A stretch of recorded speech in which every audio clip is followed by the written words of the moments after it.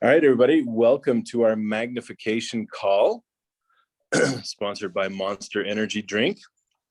Thank you so much for joining us, and we are excited to have you here. It's been a couple of weeks since we've met, so Rick, we're excited to see you. Hope everybody had a happy Easter, and I sent out a message today saying that we missed you.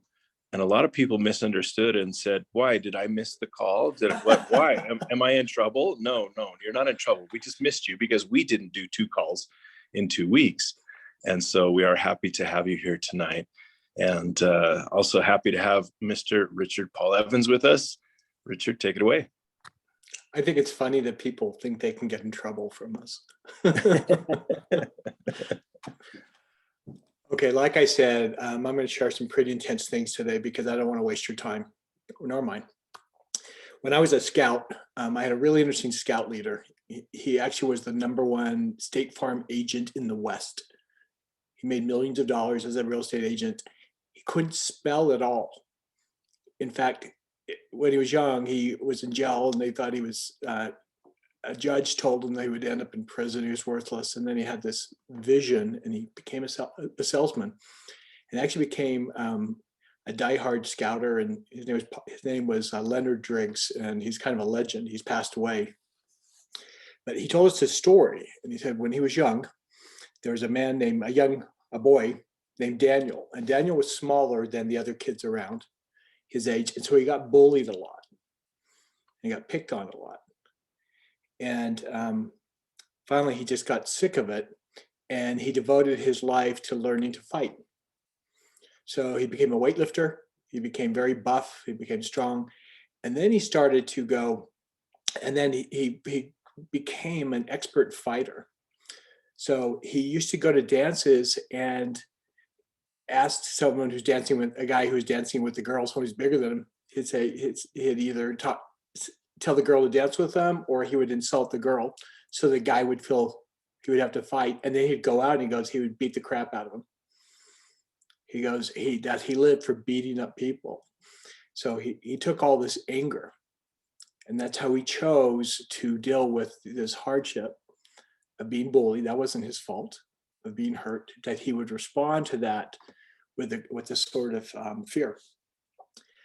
He said, when he was in his 20s, he got a phone call from the police and asked if he would come to identify this man. And when he got there, he couldn't identify because Daniel had blown his head off with a shotgun. Okay, that's where Daniel's story ended. I thought of that because I experienced in my life my own Daniel, and his name was Stan. And Stan was interesting. The church I went to was somewhat hostile. I was bullied quite a bit. Stan was smaller and he was bullied a lot. He was mocked and teased. I couldn't figure out why he came to church because his parents weren't members of that church, and he was bullied so badly. And there was kind of this group whose parents were leaders in the church, and they were awful and treated everyone awful. And so Sundays were hell every Sunday. But Stan kept coming, and he kept coming. And I remember watching him trying to reach out and make friends. And of course, that never worked. And then one day, Stan just stopped going to church. And he started following the path of kind of his father, and he started drinking a lot and started partying a bit. And then what happened is Stan started to grow. And all of a sudden, he grew to be 6'3". So he was now bigger than everyone, but he did the same thing Daniel did. He started lifting weights. And so I lost touch. When I came home from my church mission, I went and saw him. He was having a keg party in his front yard. And I was always kind to Stan. So he was really happy to see me. And even though I looked like a returned missionary with super short hair, and I remember he came up and hugged me, and it was good to see him. But I didn't see Stan for years after that.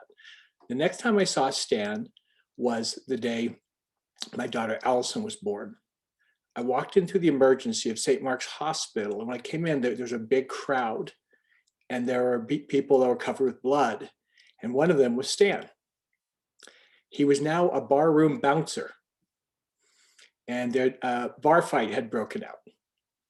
and he had helped to quell the fight, and he had all these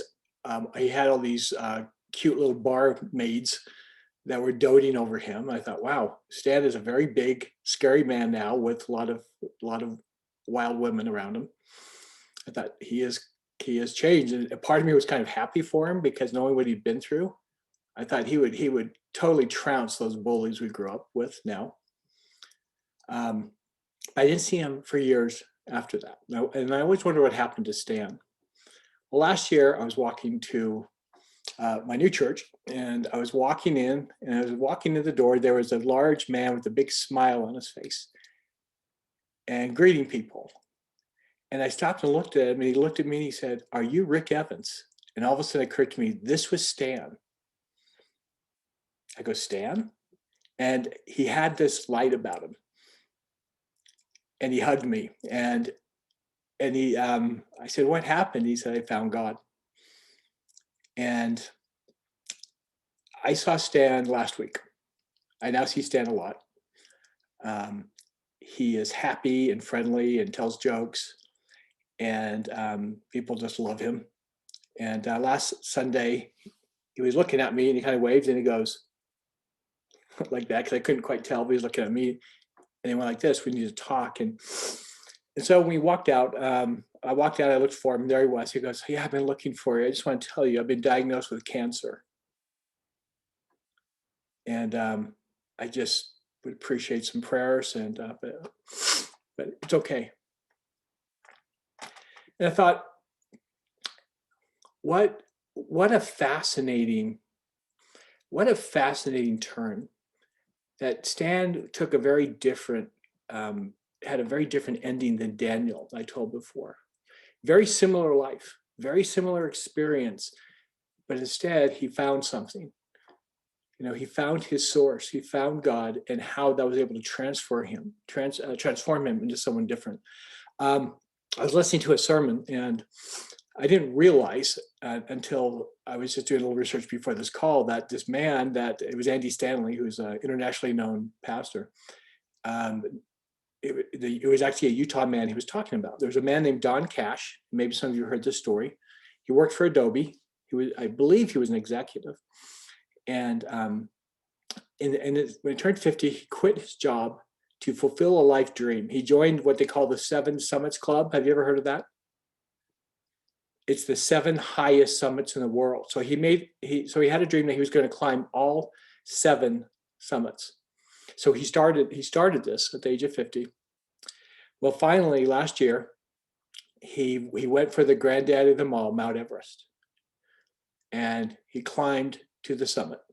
Imagine seeing something that no one else, very few people have seen, to stand up there. And then as he came down, he started to feel a little dizzy, and the Sherpas helped him down to the Hillary Step, which is a flat part about a few thousand yards below the summit. And there he had a heart attack and died. And what Andy Stanley said was interesting. He goes, "What a great way to go." He goes, "What a good death." And I had to admit, it's like, yeah, that is a good death. I thought about that, and I realized when I was young, I had the assignment in junior high school to write my own obituary. And it's like, yeah, I wanted to die in the cause of something great. Okay, that's how I wanted to go. I thought, this guy had a great death. He fulfilled his life dream and then went. So that's a good death. What is a good life? What does it mean to live a magnified life? I mean, we come here and we talk about it. The whole reason we have this call on Sunday night, the whole purpose is to have a magnified life. Well, what's a magnified life? What does it mean? Why are you here? Well, and is a magnified life worth it? So what, as I've just explored this in my soul, I started to realize that the truth of the 5 kingdoms and the reality is something that's very powerful, but it's also very much attuned with some of the greatest spiritual thought of the ages. And so as a Christian, I prefer a lot to the Bible, but in John 10, Jesus Christ said, I'm come that they might have life and that they might have it more abundantly. Now think about that they might have life more abundantly. Isn't that what we're talking about here? That we might have more abundant life. This is exactly what this call is about. It's about a magnified life. So I want to talk to you about what that means.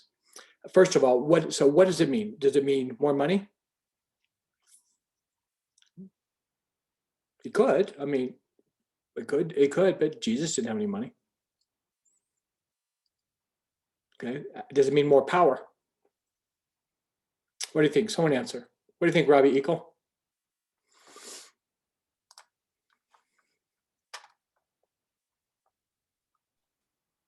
Okay, can you hear me? Yep. Okay. It doesn't have to mean more power. I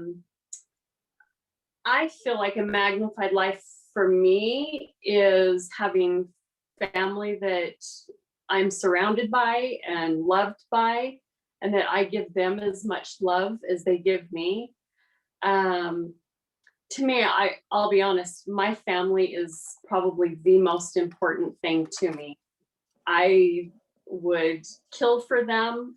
They just, I love my children. I love the life that they've made for themselves. Though they can be frustrating at times, I would still bend over backwards for them. So you're saying kingdom too? So seeing them and where they have come in life gives me so much great joy.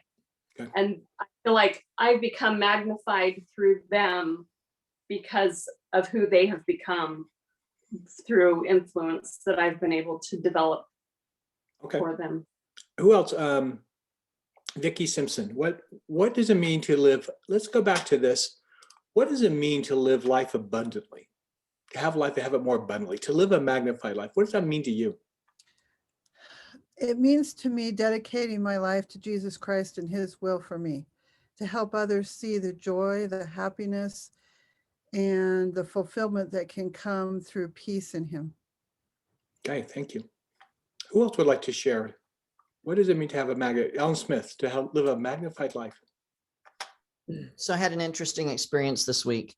About 5 years ago, I had a friend pass away, and somebody that I knew from high school, Susan and I, while we were at a Comic-Con, bought just a little pendant made from stone, made to look like Captain America's shield, and gave to his wife as something for her to wear.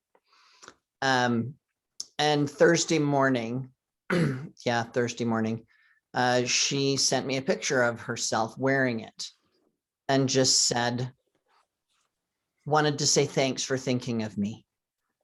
And I'm wearing it. I'm wearing this month to remember my husband. And so it's been 5 years since he passed away. And this is a friend. I've known her for 42 years, since junior high. And it struck me when I got that text from her with the little picture, that one of the things in my life that I think is so important and that I really work hard at is, how have I made a difference in someone's life? Am I doing things that improve their life or that support them in the things that they do, and that, help them know that they matter and that they're enough? And so that, and what's funny is I was thinking about that earlier in the day before I got that text from her.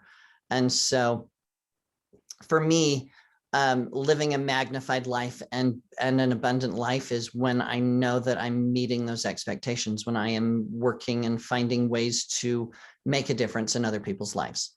Right. And there, by the way, there's not necessarily any wrong answers here. There are incomplete answers, and we'll talk about that. So we have some on the site here. Cindy Jessup wrote, abundant and magnified life is feeling peace, purpose, and direction from God, so from her source.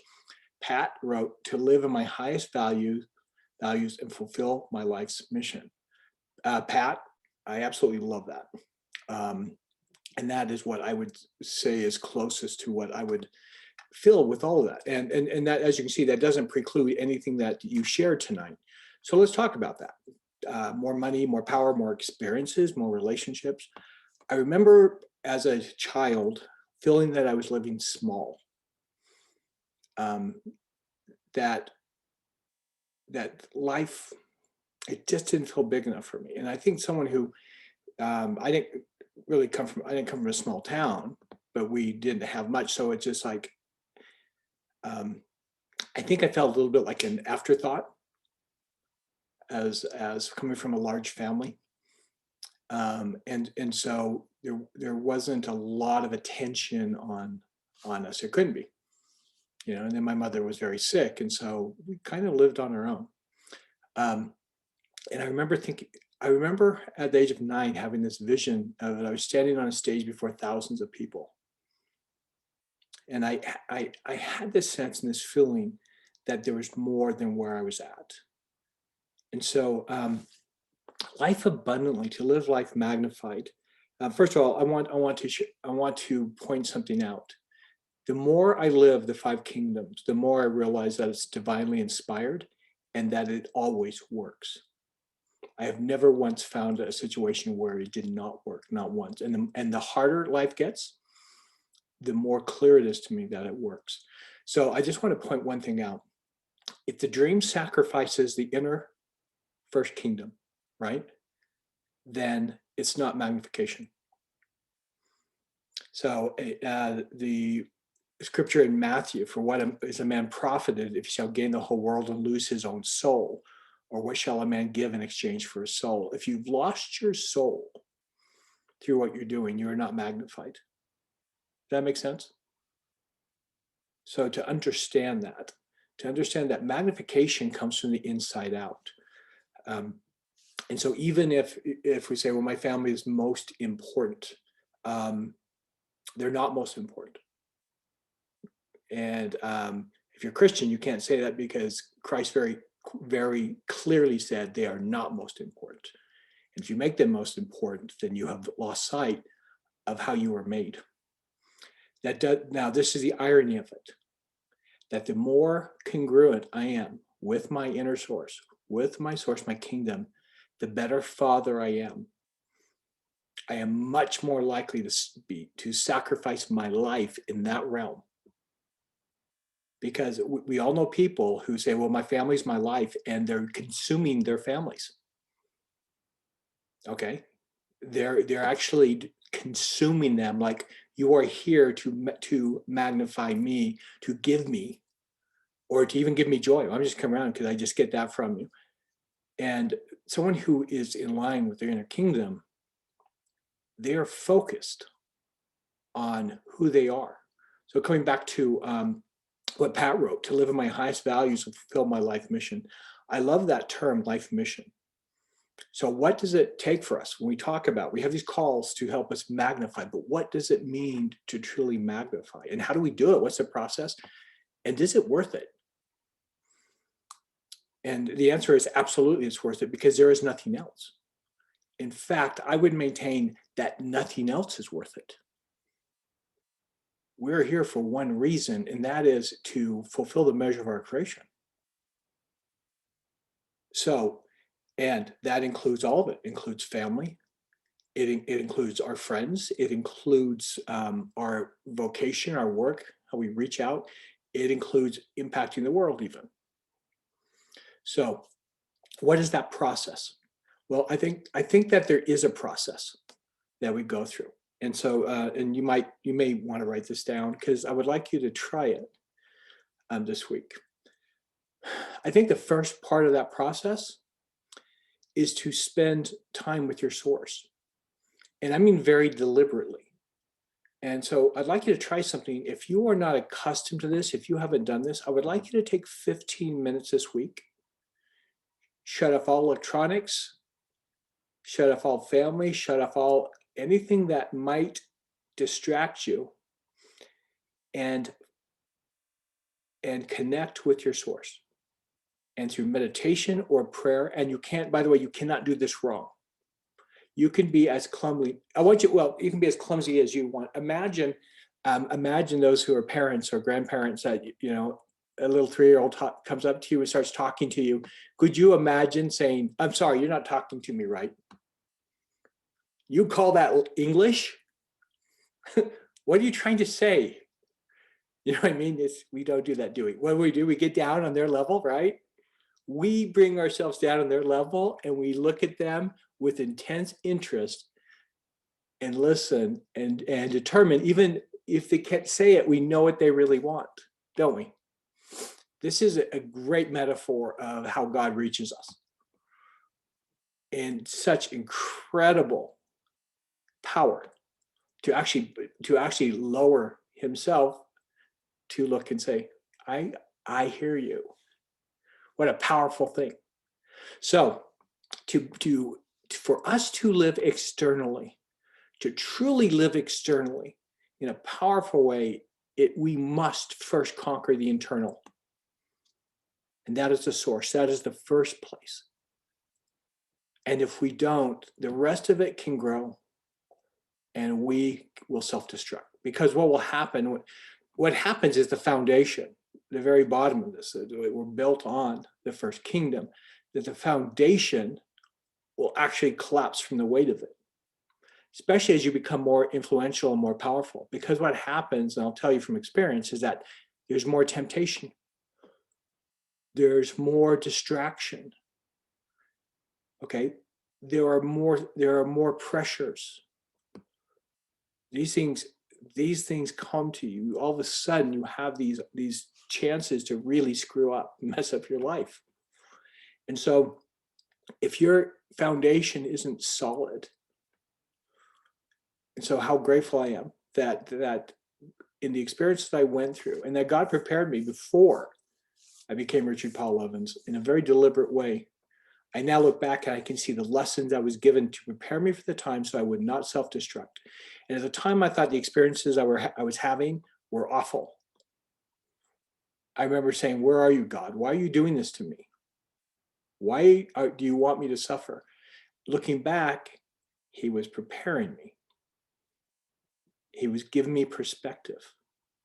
He was building me in that first kingdom because he can see the future. He can see farther down the road, or I should say further down the road. And he's preparing me for it. So has anyone else had that experience in your life? Would anyone like to share something that they've had experience where they felt like they were prepared before? Anthony, go ahead. You need to unmute yourself. Yeah, when I was 8 years old, 2 days after my 8th birthday, I had an experience where I tumbled from an 8-foot drop out of a tree headfirst onto concrete, and lived to tell the parts I can remember. But from the time I was 8 until the time I was 12, I was pretty well sidelined. Stayed in for recess through the rest of my elementary school career, spent time in the library. And, at the time, as a little kid, it felt a whole lot like punishment. But as an adult, it really prepared me for a bunch of other things that required an extreme amount of patience and an extreme amount of, spending time by myself. And, I really enjoy myself. I've learned to really, spending time by myself is not a trial for me like it is for some other people that I know.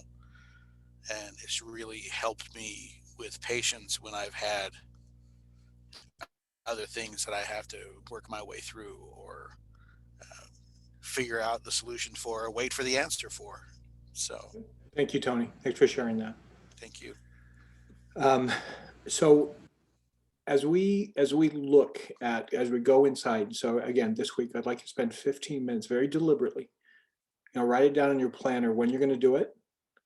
Think about it, plan it, prepare for it, make it something that is actually formalized. That's not like, oh, I guess I'm doing that right now. That would be a mistake. Now, in this process, I want you to ask your source what it means to live abundantly. And I want you to think of something. This has become more profound to me as I get older. There were desires I was born with that I was ashamed of. Not ashamed of, but I just kind of put a bushel over them. And I'm not talking about sexual desires. I'm not talking about things that draw away, but I'm talking about things that, dreams I had and things. And I realized that if you want to understand part of what will bring your abundance is what those dreams are. That it's not an accident that you had those dreams. That it's a clue to your emotional and spiritual DNA to understand your purpose, is to understand those desires. Okay, so you're going to take 15 minutes and you're going to ask, you're going to look at, what talents, what am I going to do? What do you want me to do? How can I, from where I am right now? And, I'm 58, and sometimes I think, well, most of my life is over. It is. It's like, is this a time I want to start anything? And the truth is, yeah, because the abundance, because now they're at a higher level, that you're able to accomplish far more in 1 year than you could do in 10 years when you were younger. So to think in terms of, oh, and I'm not just winding down. We want to die in the Hillary step, right? So, okay. So the next, as part of this process, as you're asking, I want you to daydream. Now, some of you have you ever prayed and found that your mind wanders off? I'm actually asking you to do that, because it's kind of in that free thinking that we start to, but do it when you're out talking to your source and saying, imagine, and you get, the what if, what if, and it's kind of like when we're meeting in a group, when I'm having a creative session with a committee, and we're trying to solve some problem. The first thing you don't do is attack the first person who talks and says, that's a really stupid idea. So Bill Bach, what happens if you do that to the first person who talks, who offers a suggestion? You're done. Nobody else will want to offer. Yeah, you just shut everything down. This is true for you too. Okay.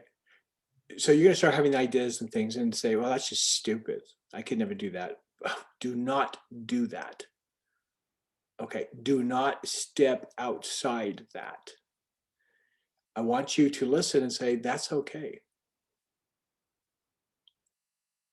So in this imagination, it might be something silly. I'm going to show you something funny. One of my dreams, I got a text I really loved from Michael Sheen this week. Michael's been down working at the ranch and making it beautiful. And he wrote, thanks for working your butt off in every aspect of your life to make this place possible. Well, the ranch to me is my Mount Vernon. It's what Mount Vernon was to George Washington. It's the place I go in the hard times. It's my sanctuary. There is no such thing as work. There's effort, because work has this negative connotation. The truth is I work until I limp, until I'm bent over. And I can't even wait for this week because I get to go down again. And I showed Diane our list, and it's massive of what we're accomplishing. I'm so excited. I know full well at night I won't be able to walk practically. And I'm so jazzed because it's not work. It's not work in the sense of how people negatize work. Work is not a negative thing. Negative work is very positive. Productivity is a sign of mental health. And so, but one of my dreams was to take my ranch and to turn it into Disneyland. So this is our newest member of our ranch. Her name is Mrs. Bay. Okay, isn't she hilarious? I learned something. She's an alpaca. I learned something. Diane found her. So we're going to bring four alpaca in. I learned something about alpaca, and that is they do not have top teeth. They have really big lower teeth. So if you hold your hand out, they basically gum you. Second, they're camelid, which means they're more like a camel than a sheep. In fact, they are camel. If you get close to them, you realize they're tiny camels with a wool coat on. But that was one of, it's like, okay, I have watched my dream come to fruition as the rest becomes this dream of what I wanted it to be. So is that a silly abundance? Absolutely. Is it? And it's absolutely wonderful. And so to find these dreams, your desires, the things that make you happy and make you smile, is incredibly valuable. You know, what is that dream you have? Okay, so what I want you to do is, I've talked to you before about the power of imagination. I want you, in this 15 minutes you have, okay, I want you to ask those questions, the what if questions. What if I did this? What if I signed up for that course? What if I decided to learn Chinese? What if I learned to bake? What if I went to Croatia? What if, I mean, to start asking the absurd. And if you don't come up with at least one absurd idea in your 15 minutes, I don't think you've done it right. Okay, I want you to come up with one seemingly absurd idea. The beautiful thing is, because your source is on your side, your source is with you, that your source in turn wants you magnified. It wants your life to be abundant. Now, what you'll see, and Robbie, I hope that I didn't come across as harsh, but I was trying to make a point in terms of when we live life abundantly, it is in the order of the 5 kingdoms. I just watched that show on Steve Jobs, and it's absolutely annoying to watch because he was just a very hateful individual. People just hated him. People who worked with him hated him. But he really felt like, well, for me to be a world changer, I have to be completely disagreeable. And Steve Wozniak, who really built the first Macintosh, the Apple, said something I liked. He said, it's not binary. You don't have to be a genius and be an asshole. Okay, you can be a genius and be kind. And I love that statement. It's like, yeah, you can be both. The problem is when we consider that, sometimes we think of that weakness as kindness as weakness, and that's where we get confused. Because people who, if you truly are a genius, and as you are moving out through building your first kingdom, your boundaries are going to get tighter. Okay, you will notice when people are breaching your boundaries more. That includes family, that includes loved ones. Okay. And then this is really important. After the session, I want you to go to the session. I want you to bring something to write down with. Okay. Not during the session unless you feel inspired to. And then afterwards, just download. You know, maybe have a little journal like, you know, something like, you know, like this, a little notebook or something, and just keep it open. Be ready to write down this download. I had this experience once years ago. This is very personal and a very vulnerable thing to share with you. When I was first married, I think I had a lot of sexual frustration, as most Mormon boys are. You know, 21, never had sex. And all of a sudden it's like, and you're living in a very sexual world. And so one day Carrie went out of town, and I got a pornographic tape. And I remember I watched it, and seriously, thinking about that from today's standards, it probably wasn't that crazy. You can see it on Netflix every day now, but I felt incredible shame. Incredible shame. So I knelt down and started praying and praying and praying and asking for forgiveness, and after a half-hour prayer, a voice started talking to me. And it said, okay, let's move on. I'm glad you watched the video. It's like, what? It's like, you have not been listening to me. Okay, now let's move on. And rather than, it's like, but no, I want to be punished. Okay, bring on the lashes. I'm a bad person. It's like, no, that's stupid. I'm not. God in his wisdom is like, I'm going to aggrandize it. You're just better than that. So let's move on. I gave you those desires, but this is not the way to go about them. Let's move on. And it was fascinating because all of a sudden I had this download about my life. And it was so specific that I could barely keep up with everything that was coming down to me.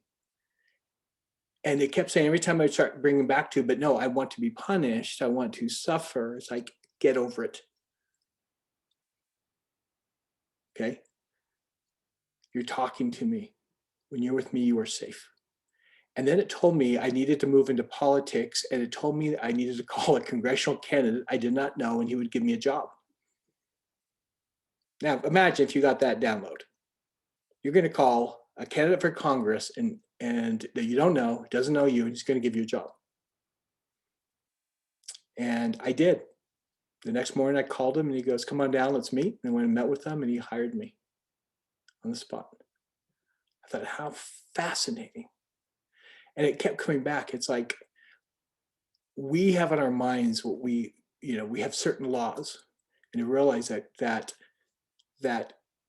God doesn't want us to do things that we think of as sin, because sin is something that separates us from what?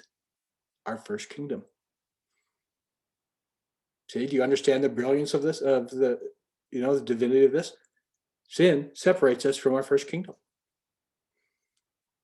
And so all of a sudden, I'm just having this communication, and it's like, I was not here to whip you. I'm here to give you a life abundant. That path, by the way, is not an abundant life. This will not lead anywhere good. It will hurt you in the long run, and it will hurt the things you care about, including your second kingdom. So you can see the power of that connection. So by the way, I'm done. I gave up about 2 years ago pretending I was perfect, by the way. I know full well I'm a broken, sinful man who loves God. And I'm totally good with that. Because the people I know who pretend to be good are the ones who have ripped me off throughout my life, are the ones who do horrific things. I'm mature enough now to see the truth. And so I don't fear talking about my sins. Because what I do know is that I love God with all my heart. And if you're pretending not to be broken, you're a liar, and I know it. I know it before you know it. I'll just smile and look at you and think, oh, you are, if you're hiding it, it means you have real darkness inside that you're terrified of. I've lived long enough to see every hero fall. I've lived long enough to get dirt on everyone I admired, including high-ranking members of churches who I know personally. I know it all. It's like, be done. We're broken, but that connection to the source is all we need. So when you're done with that 15 minutes, I want you to write down, and remember, if you don't have an absurd thought in that moment, and I want to invite you to have a vision. I'm talking about a real spiritual vision. My grandmother, when she was finally very traditional, a very strong woman, very, very strong woman, but at the age of 40, finally done with her family, she for some reason ended up down at the Division of Youth Services on a tour. And she's walking through, and She looks down at a desk and she sees her name on the nameplate. And remember when they used to have nameplates on the desks, you know, Mr. Evans? She sees her name on it, a vision of it. She walks up to the person in that office and says, "What do you do?" She said, "I'm the director of child services." How do I get there? She goes, "Well, did you go to college?" No. Well, you have to go to college. You have to get a master's in social work, your MSW. She goes, "How long will that take?" It's like, "Well, at least 7 years." Okay. And then what? Well, then you'd have to apply for a job. And then I worked my way up for 9 years. It's like, okay. My grandmother went and applied for school the next day. Not only did she do it, she did end up with that job. She was in her late 50s when she did. She wrote most of the laws concerning adoption in the state of Utah. A lot of them, working with Christmas Box House, I see a lot of them are still in act today. Things she wrote more than 50 years ago. I want to open up your mind to the idea of a spiritual vision. You have put too many limits on the power of your source.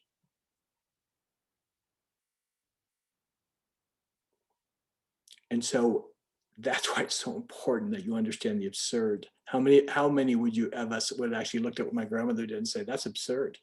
I'm going to start college in my 40s and get a master's program, try to work my way up.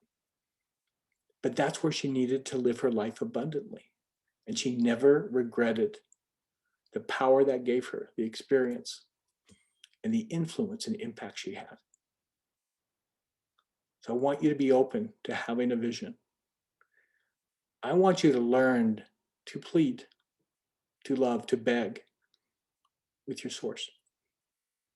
One of the most powerful experiences of my life, if you read my book, my blog, How I Saved My Marriage, was standing naked in the shower, screaming at God. You betrayed me, I said. You did this. And infinitely loving, he just listened. He just listened and was loving me. And at the end, I said, I did this. I did this. I made this mistake. What do I do? And that's when the inspiration came that changed our marriage and our life and impacted more than 100 million people. I run into people all the time. In fact, I have one counselor. I ran into a counselor a few weeks ago who said they start every counseling session by handing out my blog. It's like he won't talk to the married couples until they read it. And they use it as a starting point. So I want you to get rid of this idea of talking to God like, I mean, imagine if you walked up, your kids walked up to you and say, thou art listening to my, it's like talk normal, talk like a normal person. That's what you would say. It's like, why are you talking that way? I mean, that's English. That's old English, and they don't even talk that way anymore. Talk like a normal person. Because I accept you and I love you. And let's talk about what it means to live life abundantly, because that's why I did all this. No one came here to live small. So, and then after you write down your dream, then take that to the next level and start saying, so what's that going to take? Like my grandmother started college. Okay. But I want to tell you something. If you're living off of pure, oh my gosh, if you're living in the vacuum, you know, if going to the ranch with my list of things to do, here's my,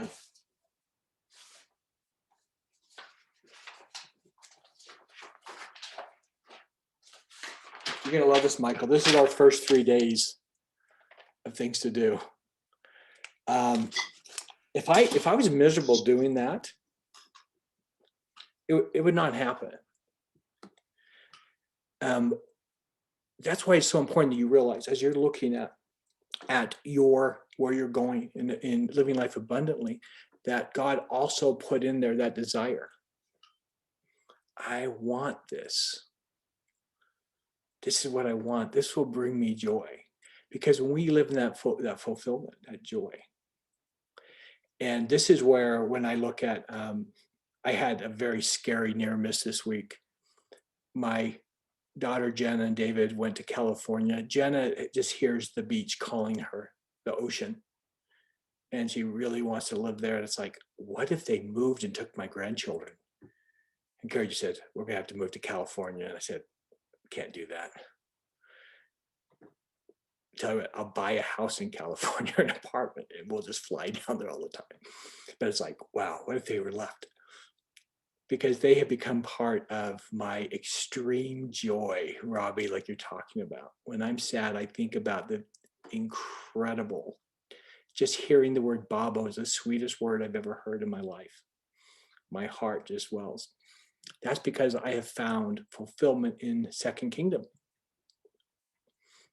Now I'm trying to push on. I have found fulfillment in Third Kingdom. I have had 2 friends with serious medical things reach out to me this week. One had open heart surgery. By the way, those who know Tom Ganley, he came out of surgery while I talked to him tonight. He's doing well. But in Kingdom 4, I want to show you something. I found that Michael Vey is a very powerful thing. Some of the head of the county for the Christmas Box House asked if I would meet with this man who's been very supportive.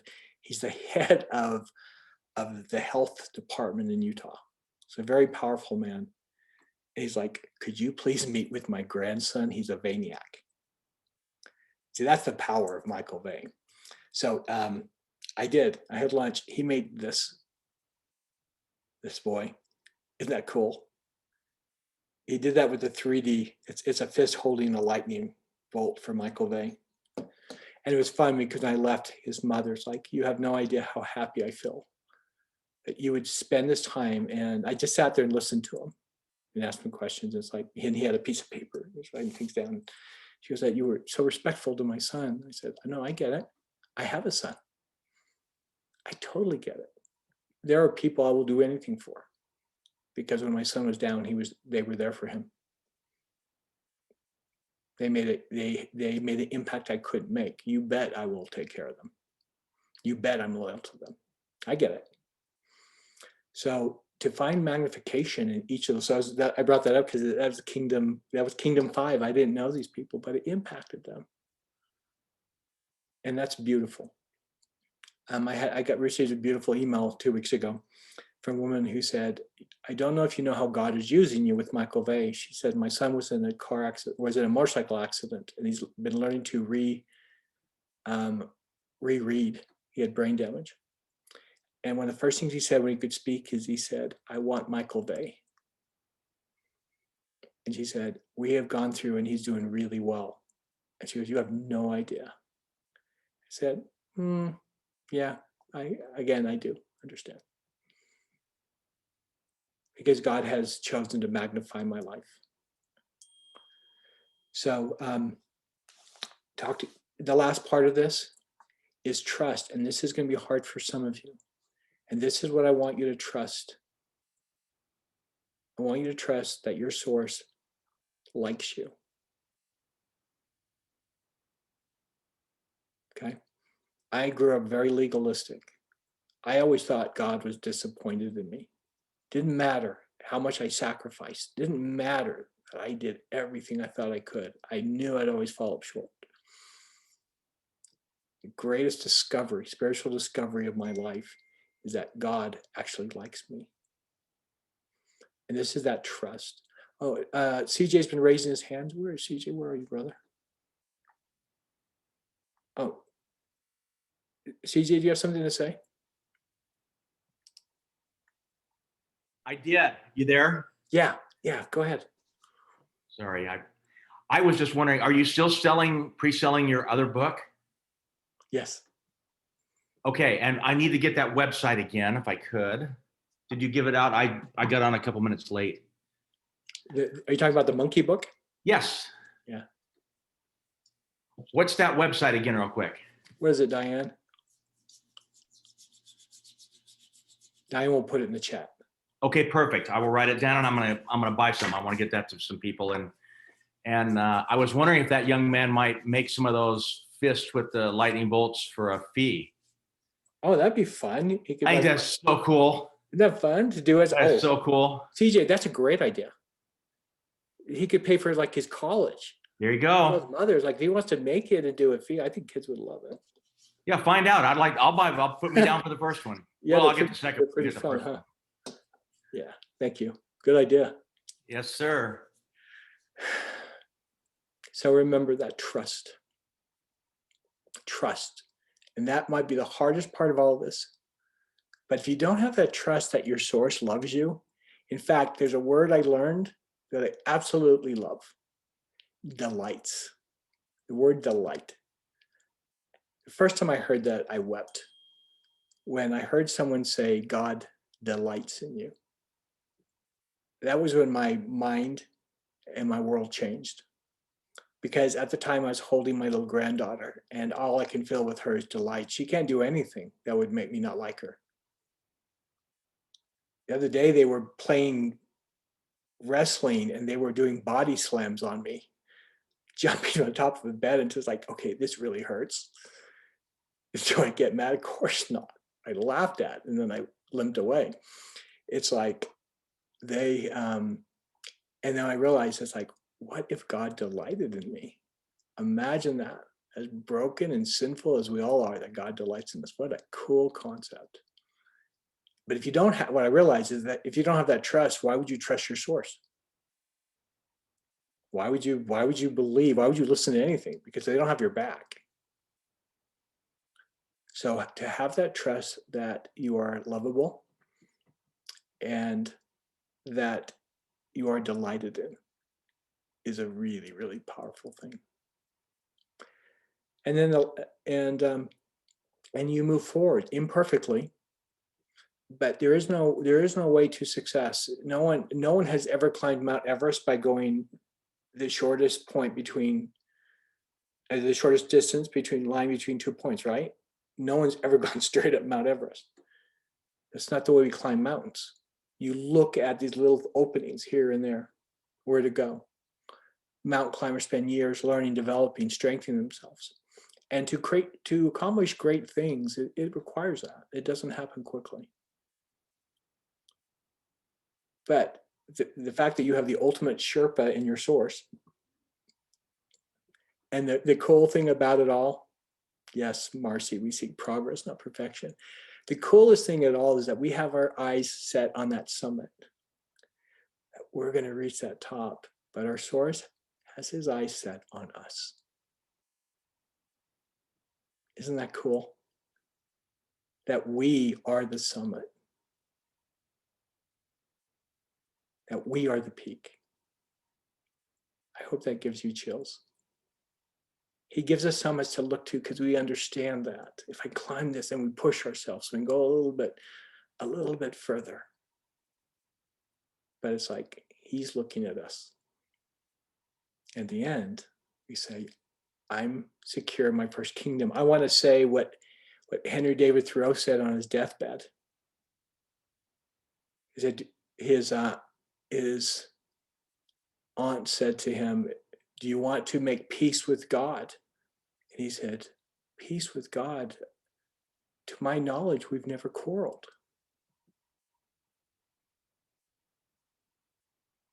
How wonderful is that? Okay, so this is an exciting week for you. 15 minutes. And then next week, we'll be down at the ranch. I want you to share it. I want to hear what your experience is. And remember, if it's not absurd, spend some time. Maybe you'll need to go a little bit longer because your source wants you to go longer. Give it a try. Thank you so much for being here. I hope this was helpful. Love you all. I have missed you intensely. It's so good to see you. Thanks for all you do and all your goodness and all your brokenness. Love it all. So, Michael, I turn it back to you, my friend. Thank you, Rick. Thank you, Rick. Thank you so much. That was exactly what I needed to hear. I hope it was for everybody else as well. For those of you who might be watching the recording, the website for the book, the pre-launch of the book is mysonlivesinattree.com, because you won't have access to the chat. So check that out. And we will see you again next week. And we'll look forward to hearing your experiences. I am thrilled that my experience will be down here in the middle of nature in this beautiful ranch. And I'm going to do it tomorrow morning, Rick. Awesome. So, all right. Thank you so much, you guys. All right. Love you all. Thank Have you a great all. night. Bye-bye. Bye, everybody. Appreciate it. Bye. Good night. Thanks so everybody. much.